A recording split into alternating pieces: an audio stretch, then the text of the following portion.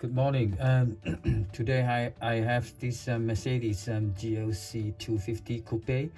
Now all we need is the this flathead screwdriver. Okay. Now the it's more or less the same with the rest of the Mercedes key, like so to get the blade out, you just need to pull the lever here, the black lever here. If you push it to the side, the key will come out. Yes.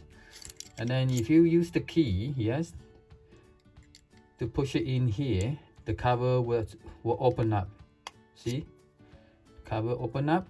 Yes, here is CR2025. Okay, just use the small hard flat screwdriver. Yes, just to prise it open like that. Yes, yeah, just like that. Yeah.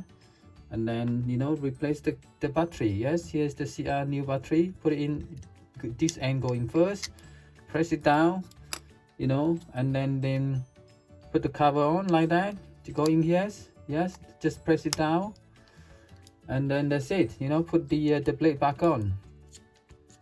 Put the blade back on. Yeah, it's very simple.